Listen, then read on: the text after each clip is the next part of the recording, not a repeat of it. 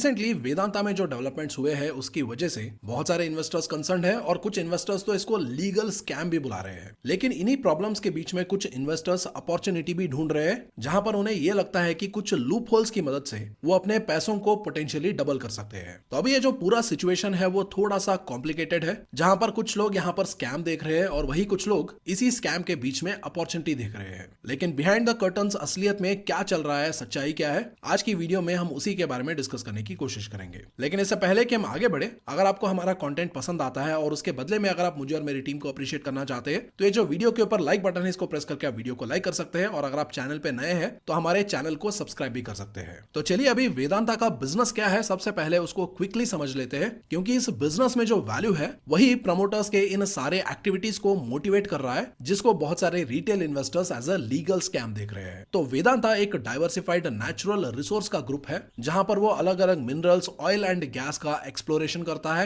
Extraction करता है और उसको खुद प्रोसेस भी करता है। और presently company zinc, lead, silver, copper, aluminium, iron ore और ऑयल एंड गैस का एक्सप्लोरेशन करता है, प्रोडक्शन करता है और खुद उसका सेल भी करता है। और इस कंपनी के मिनरल्स और ऑयल गैस रिजर्व्स इंडिया में है, साउथ अफ्रीका में है, नामीबिया में है, आयरलैंड, लिबिया और यूएई में है। और इन सब के अलावा ये company commercial power generation, steel manufacturing, port operations भी चलाता है इंडिया में, और साउथ कोरिया और ताइवान में ये ग्लास सबस्ट्रेट्स भी बनाता है। और प्रेजेंटली कंपनी का 65% of the total revenue India से आता है, 9% मलेशिया से, 3% चाइना से, 1% यूएई से और बाकी के कंट्री से 22% ऑफ द रेवेन्यू आता है। और इस कंपनी की सबसे खास बात यह है कि गोवा में जो निकल एंड कोबाल्ट का प्लांट है उसको इन्होंने एक्वायर कर लिया है, और अभी वेदांता इंडिया में अकेला प्रोड्यूसर है जो निकल को प्रोड्यूस करता है। और इस कंपनी का अगर आप बिजनेस सेगमेंट वाइज रेवेन्यू देखें तो एल्यूमिनियम बिजनेस से 39% ऑफ द रेवेन्यू आता है, जिंक, लेड और सिल्वर के बिजनेस से 25% ऑफ द रेवेन्यू आता है, कॉपर के बिजनेस से 12% of the revenue, oil and gas से 9%, आयरन ओर सेगमेंट से 5%, पावर सेगमेंट से 4% और बाकी के जो अदर बिजनेसेस है वहां से 6% ऑफ द रेवेन्यू आता है। और वेदांता का एक और सबसे खास बात यह है कि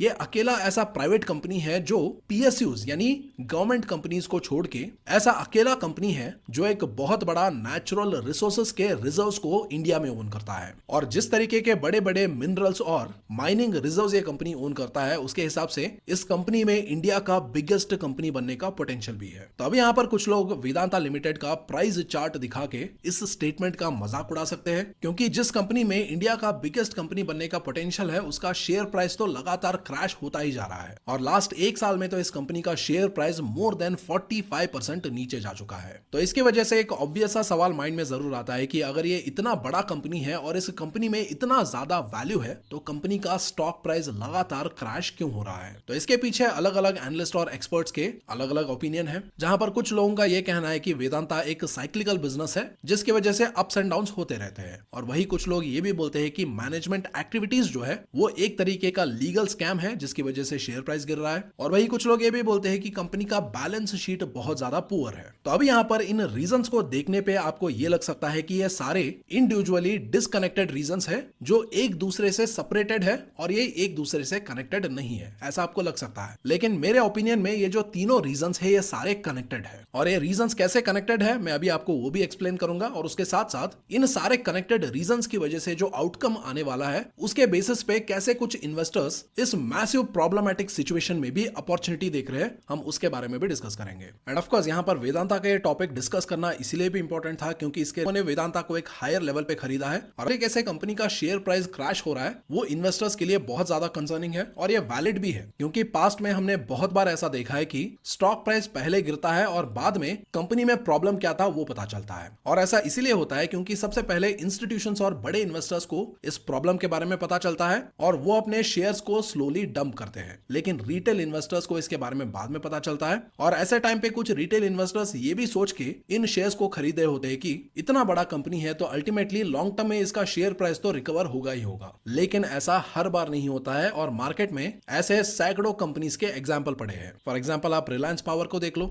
जब डेट प्रॉब्लम शुरू हुआ था तो बड़े इन्वेस्टर्स ने एग्जिट कर लिया और स्टॉक प्राइस अभी मोर देन 94% क्रैश हो चुका है। और ऐसा ही इंडिया का एक रिन्यूएबल एनर्जी में काम करने वाला कंपनी है जो स्पेसिफिकली विंड एनर्जी में काम करता है और ये कंपनी विंड टर्बाइंस बनाता है। और इस कंपनी में भी कुछ टाइम पहले डेट के प्रॉब्लम्स आ रहे थे जिसके चलते कंपनी का स्टॉक प्राइस ऑलमोस्ट 95% अब तक क्रैश हो चुका है। End of course recently company के डेट प्रॉब्लम सॉल्व हो रहे हैं और ये कंपनी रिसेंटली प्रॉफिटेबल भी बना था। और इस कंपनी का नाम क्या है? अगर आपको पता है तो आप कमेंट सेक्शन में गेस कर सकते हैं। तो चलिए अभी डिस्कशन को आगे बढ़ाते हैं और जिन रीजंस को हमने कुछ टाइम पहले डिस्कस किया था उन सारे रीजंस को अभी वन बाय वन पहले एनालाइज करने की कोशिश करते हैं और इसी प्रोसेस में ये एक दूसरे से कैसे कनेक्टेड है हम उसको भी लॉजिकली ट्रेस करने की कोशिश करते हैं। तो सबसे पहले बात करते हैं साइक्लिकल बिजनेस के बारे में, क्योंकि कुछ एक्सपर्ट्स ने ये रीजन दिया है कि वेदांता एक साइक्लिकल बिजनेस है जिसकी वजह से वो ऐसे अप्स एंड डाउन्स को एक्सपीरियंस करता है। तो अभी एक सवाल आता है कि यह साइक्लिकल बिजनेस होता क्या है? तो साइक्लिकल बिजनेसेस वो बिजनेसेस होते हैं जो रेगुलरली अपने परफॉर्मेंस में अप्स एंड डाउन्स को एक्सपीरियंस करते हैं। और ये अप्स एंड डाउन्स क्यों होते हैं? बिकॉज ऑफ इकोनॉमिक साइकिल्स जो एक पर्टिकुलर सेक्टर पे या सेगमेंट पे डिपेंडेंट होता है। और अगर ऐसे सेगमेंट्स में स्पेसिफिक इकोनॉमिक बूम आता है तो ऐसे टाइम पे ये बिजनेस बहुत अच्छा परफॉर्म करते हैं, और वही अगर ऐसे सेगमेंट्स में कुछ स्पेसिफिक डाउनटर्न्स आते हैं तो ऐसे बिजनेसेस उस टाइम पे स्ट्रगल करते हैं। तो अभी वेदांता भी एक साइक्लिकल बिजनेस है। और वेदांता किस पर्टिकुलर सेगमेंट पे डिपेंडेंट है? तो ये company zinc, lead, silver, copper, aluminium, iron ore, oil and gases जैसे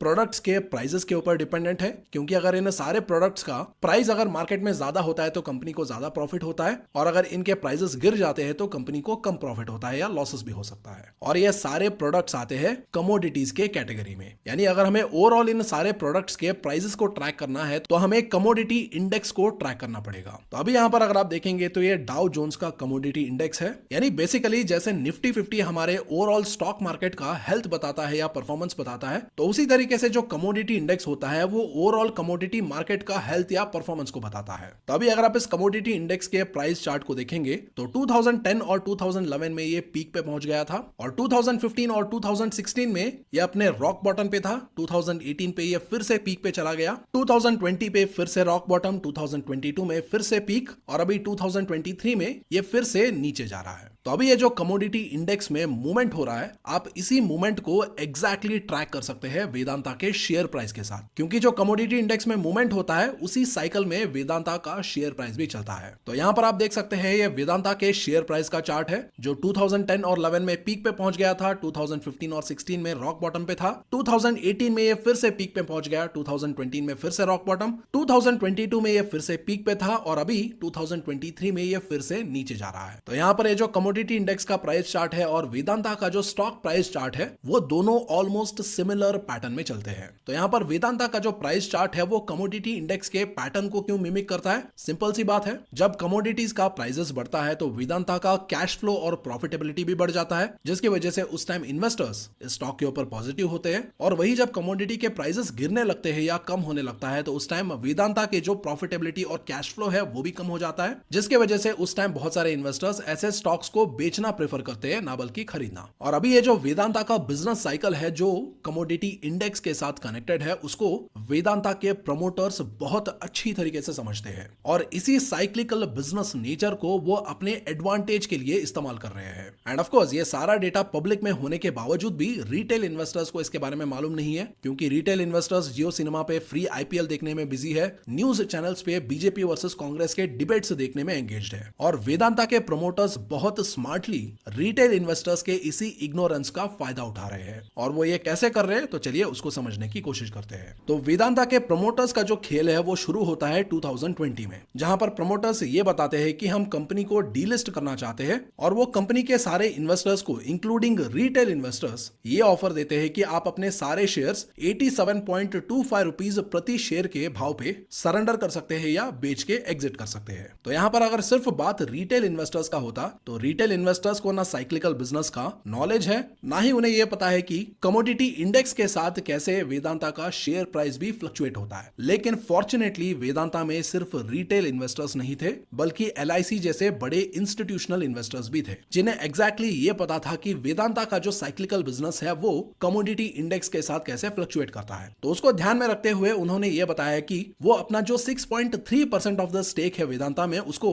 320 रुपीज प्रति शेयर पे सबमिट करने के लिए या सरेंडर करने के लिए रेडी है। और उस टाइम ये भी बोला जाता है कि बहुत सारे बड़े इन्वेस्टर्स ने अपने शेयर्स को 150 रुपीज से लेके 160 रुपीज प्रति शेयर पे सरेंडर करने के लिए ऑफर दिया था। लेकिन यहाँ पर वेदांता के प्रमोटर्स इस बड़े प्राइस पे कंपनी के शेयर्स को खरीद के कंपनी को डीलिस्ट करवाने के लिए रेडी नहीं थे, जिसकी वजह से कंपनी का डीलिस्टिंग फेल हो गया था। तो यहाँ पर एक नजर में आपको यह लग सकता है कि ये तो एक सीधा सादा सा डीलिस्टिंग अटेम्प्ट था, लेकिन ऐसा बिल्कुल भी नहीं था। ये एक वेल प्लान्ड डीलिस्टिंग अटेम्प्ट था, जहां पर प्रमोटर्स ने 2020 को स्पेसिफिकली चुना था, क्योंकि इन द ईयर 2020 जो कमोडिटी इंडेक्स था वो अपने रॉक बॉटम पे था और वेदांता का स्टॉक प्राइस तो कमोडिटी इंडेक्स को मिमिक करता है, जिसकी वजह से उसका स्टॉक प्राइस भी उस टाइम रॉक बॉटम पे ट्रेड कर रहा था। और ये बात बड़े इन्वेस्टर्स को तो पता था, लेकिन रिटेल इन्वेस्टर्स पैनिक हो रहे थे ये सोच के कि कंपनी में कुछ प्रॉब्लम है जिसकी वजह से कंपनी का शेयर प्राइस लगातार गिर रहा है। और बहुत सारे लोग ऐसे टाइम पे कंपनी से एग्जिट करना चाहते थे, जिसकी वजह से मार्केट में एक तरीके का पैनिक सेलिंग माहौल था, जस्ट बिकॉज उन्हें यह समझ नहीं था कि कमोडिटी साइकिल काम कैसे करता है, जिसकी वजह से वो पैनिक कर रहे थे। और इसी पैनिक का फायदा उठा के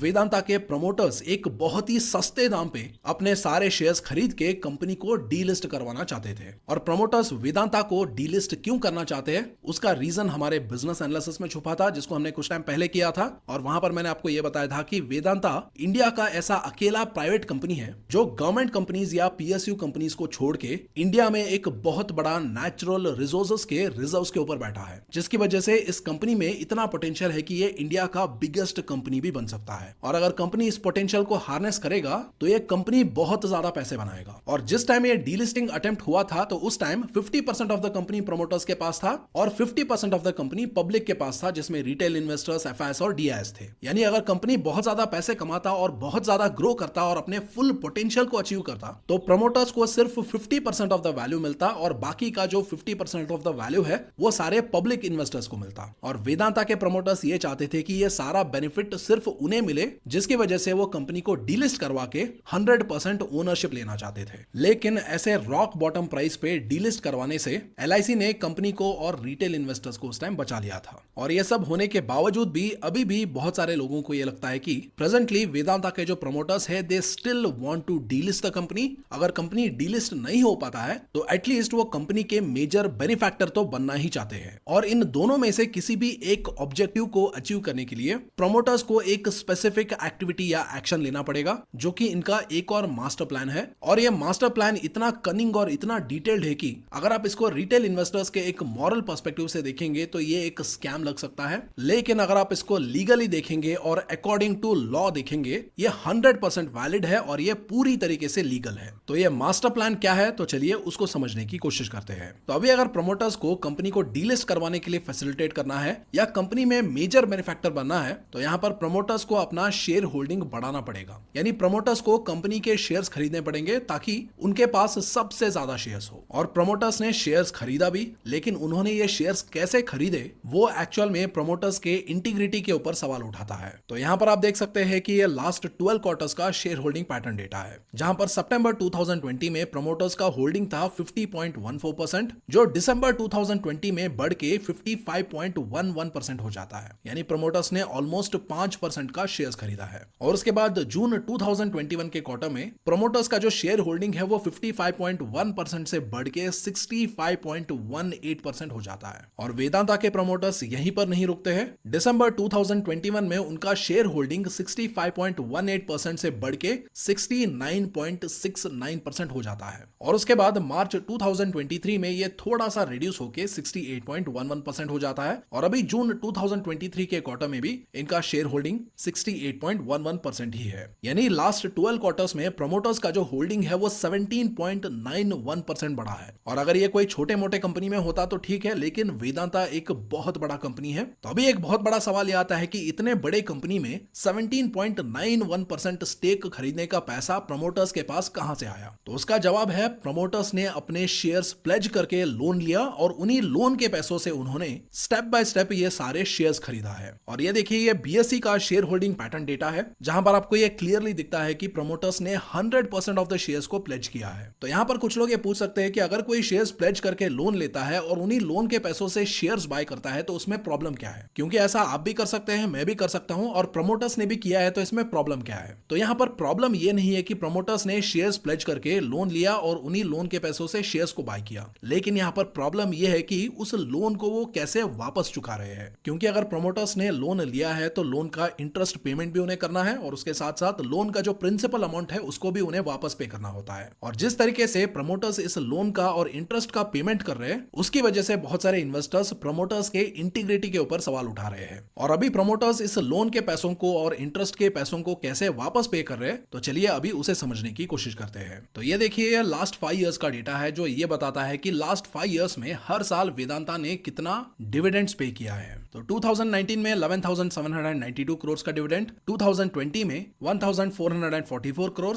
2021 में 9,122 करोड़ और वही 2022 में सडनली डबल हो जाते हैं टू 19,349 करोड़ और वही 2023 में ये फिर से डबल से भी ज्यादा होके 41,149 करोड़ हो जाते हैं। यानी अगर आप सिंपली देखेंगे तो 2019, 2020 और 2021 को मिला के वेदांता ने अराउंड 22,358 करोड़ का डिविडेंड पे किया था, लेकिन वही लास्ट 2 इयर्स में यानी 2022 और 2023 में वेदांता ने अराउंड 60,498 करोड़ का डिविडेंड पे किया है, जो कि ऑलमोस्ट 3 गुना ज्यादा है। तो अभी एक सिंपल सा सवाल यह आता है कि वेदांता ने सडनली इतना ज्यादा डिविडेंड्स देना क्यों शुरू कर दिया? क्योंकि डिविडेंड्स के मेजर बेनिफैक्टर्स थे प्रमोटर्स, क्योंकि उस टाइम प्रमोटर्स के पास 69.68% ऑफ द कंपनी था, विच मींस जो भी 60,498 करोड़ का डिविडेंड दिया गया है उसमें से 42,155 करोड़ प्रमोटर्स के पास गए हैं। और यह माना जाता है प्रमोटर्स ने इन्हीं डिविडेंड्स के पैसों को अपने लोन्स और इंटरेस्ट के कमिटमेंट्स को मीट करने के लिए यूज किया है। यानी अगर आप अभी तक के सिचुएशन को समराइज करेंगे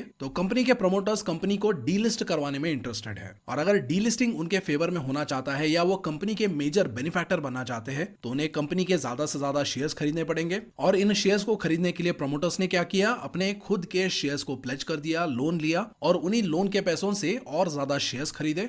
और जब उनका होल्डिंग कंपनी में बहुत ज्यादा बढ़ गया तो उस टाइम उन्होंने बहुत बड़े बड़े डिविडेंड्स दिए ताकि उन्हें सबसे ज्यादा डिविडेंड मिले, और उन्हीं डिविडेंड के पैसों से उन्होंने अपने लोन और इंटरेस्ट के कमिटमेंट्स को मीट किया। तो अभी यहाँ पर एक और सवाल ये भी आता है कि अगर कंपनी कमा रहा है तो उसी कमाई से डिविडेंड्स को पे करने में क्या बुराई है? What is the problem? और अगर आप ऐसा सोचते हैं तो सबसे पहले आप वेदांता के नेट प्रॉफिट्स देखिए। तो लास्ट 2 इयर्स में नेट प्रॉफिट में इतना कोई बड़ा जंप नहीं हुआ है जितना बड़ा जंप डिविडेंड के पेमेंट्स में हुआ है। तो अभी ये देखने के बाद आपके माइंड में एक ऑटोमेटिक सा सवाल ये जरूर आएगा कि अगर कमाई इतना ज्यादा नहीं है लेकिन उसके कंपैरिजन में डिविडेंड्स बहुत ज्यादा दिए जा रहे हैं तो ये डेफिनेटली कंपनी के बैलेंस शीट के ऊपर प्रेशर डाल रहा होगा। अगर आप ऐसा सोच रहे हैं तो आप बिल्कुल सही सोच रहे हैं। तो उसको समझने के लिए मैं आपको कंपनी का कैश फ्लो स्टेटमेंट्स दिखाऊंगा, जहां पर अगर आप देखेंगे तो कंपनी के जो cash flow from operating activity है वो 2022 में अराउंड 34,963 करोड़ था और वही 2023 में वो अराउंड 33,065 करोड़ के आसपास था। और उन पैसों से कंपनी ने कुछ डेट रीपेमेंट्स किए और उसके बाद कंपनी ने इंटरेस्ट के पेमेंट्स भी किया है और उसके बाद कंपनी डिविडेंड्स के पेमेंट्स भी देता है।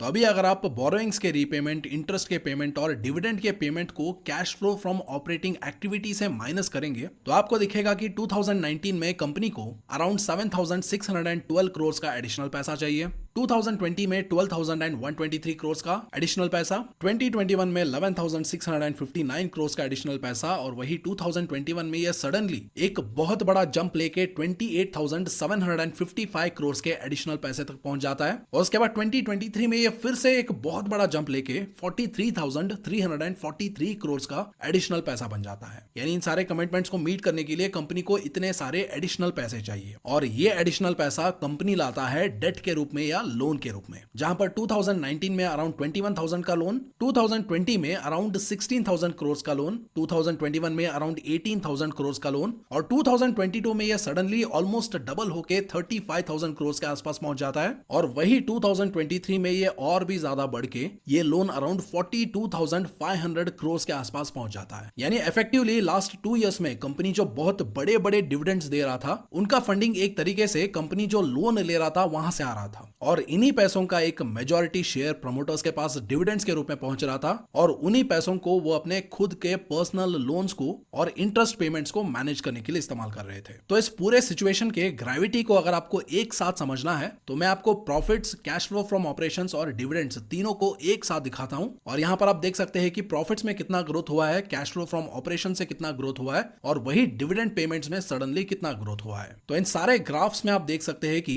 प्रॉफिट्स में उतना कोई बड़ा ग्रोथ नहीं हुआ है, कैश फ्लो फ्रॉम ऑपरेशंस में भी उतना कोई बड़ा ग्रोथ नहीं हुआ है, लेकिन डिविडेंड पेमेंट्स में एक बहुत बड़ा, एक रॉकेट जैसा ग्रोथ हुआ है। और ये जो लोन लेके एक तरीके से डिविडेंड्स को फंड किया गया है, उसकी वजह से कंपनी का जो डेट है वो अराउंड 66,628 करोड़ के आसपास पहुंच गया है। और अगर कंपनी ने जो लास्ट 2 इयर्स में डिविडेंड्स दिया है, अगर कंपनी उन्हें सही तरीके से यूटिलाइज करता और उन्हें डेट रीपेमेंट के लिए इस्तेमाल करता तो company almost net on net debt free भी हो सकता था। लेकिन प्रमोटर्स ने ऐसा होने नहीं दिया, क्योंकि प्रमोटर्स का अल्टीमेट गोल था कंपनी को ईदर डीलिस्ट करवाना, नहीं तो कंपनी का मेजर बेनिफैक्टर बनना, जिसके लिए उन्होंने कंपनी के बैलेंस शीट के ऊपर लोड डाल के डिविडेंड्स के रूप में कंपनी से पैसा बाहर निकाल के उन्हीं पैसों को एक तरीके से जो शेयर्स उन्होंने कंपनी में खरीदा है उसको फंड करने के लिए इस्तेमाल कर रहे हैं, जो कि मैं मानता हूं 100% लीगल और अकॉर्डिंग टू लॉ है। लेकिन बहुत सारे इन्वेस्टर्स को ये मॉरल इंटीग्रिटी का इशू लगता है, जहां पर उन्हें ये लगता है कि इन्हीं पैसों को कंपनी की भलाई के लिए और कंपनी के इन्वेस्टर्स के हित में सोचने के लिए इस्तेमाल किया जाना था।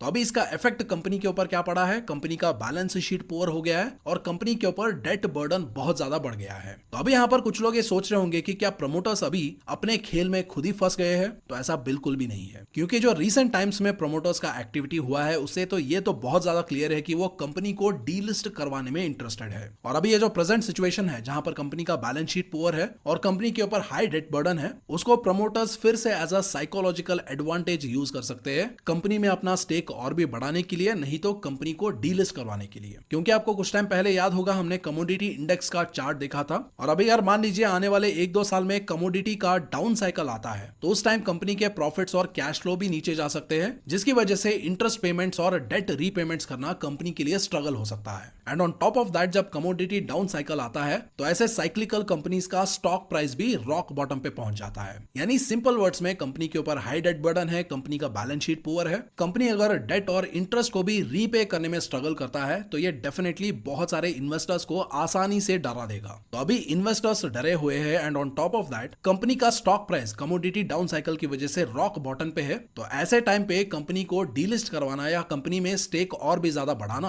प्रमोटर्स के लिए बहुत फायदे वाली बात हो सकती है, क्योंकि बात बहुत ही सिंपल है, एक बहुत ही लोअर वैल्यूएशन पे डरे हुए इन्वेस्टर्स से शेयर्स को वापस खरीद लेना, एज सिंपल एज दैट। तो अभी बहुत सारे लोग ये जो प्रमोटर्स का प्लान सस्पेक्ट कर रहे हैं, उसी सस्पिशन में कुछ इन्वेस्टर्स इसका एडवांटेज लेने की भी कोशिश कर रहे हैं। जैसा कि फॉर एग्जांपल अगर आप देखेंगे तो अगस्त में कॉप्थॉल मॉरिशस इन्वेस्टमेंट लिमिटेड ने वेदांता के around 2190 crore worth of shares खरीदा है, और उसके साथ साथ सोसाइटी जनरल जो कि एक फ्रेंच इन्वेस्टमेंट कंपनी है, उसने around 760 crore worth of shares खरीदा है। क्योंकि जो बाकी के इन्वेस्टर्स है वो भी ये जानते हैं कि प्रमोटर्स ने वेदांता में अपने शेयर होल्डिंग सिर्फ 2 रीजंस के लिए बढ़ाया है, इधर वो डीलिस्टिंग को फैसिलिटेट करना चाहते हैं, नहीं तो वो कंपनी के मेजर बेनिफैक्टर्स बनना चाहते हैं। और यहाँ पर ऐसा लग रहा है कि ये जो बड़े इन्वेस्टर्स है ये इन दोनों ही सिचुएशंस का फायदा उठाने की कोशिश कर रहे हैं। फॉर एग्जांपल मान लीजिए अगर वेदांता के प्रमोटर्स आने वाले टाइम में कंपनी को डीलिस्ट करवाने में सक्सेसफुल हो जाते हैं तो वहां पर यह मैंडेटरी नहीं होता है कि सारे इन्वेस्टर्स को अपने शेयर्स सेल करने चाहिए। अगर कोई इन्वेस्टर चाहे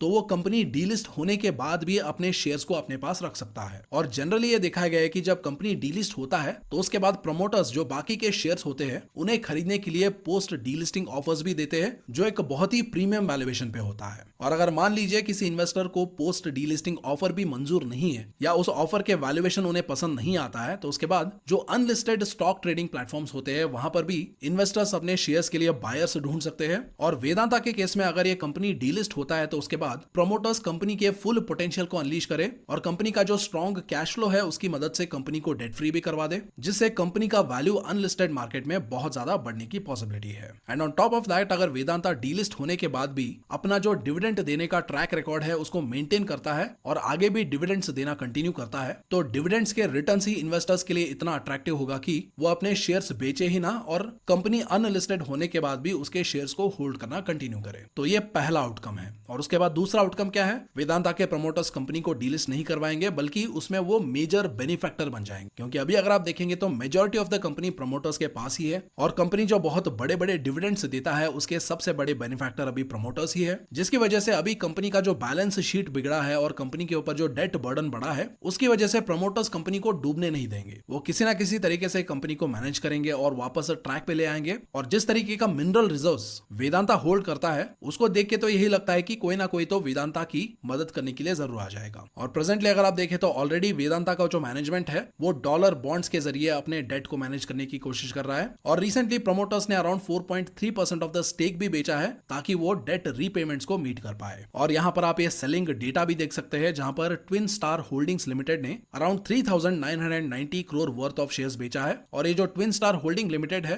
ये एक सब्सिडरी कंपनी है वेदांता रिसोर्स होल्डिंग्स लिमिटेड का, जो इनडायरेक्टली वेदांता लिमिटेड का प्रमोटर है। तो ये था वेदांता लिमिटेड के बिहाइंड द सीन्स या बिहाइंड द स्क्रीन्स जो गेम चल रहा था उसका एक डिटेल्ड रिपोर्ट। और आपका ओपिनियन क्या है? आप ऐसे सिचुएशन में वेदांता में इन्वेस्ट करना अवॉइड करोगे या वेदांता में इन्वेस्ट करके उसके ऊपर बेट करोगे? जो भी आपका ओपिनियन है वो आप कमेंट सेक्शन में लिख सकते हो।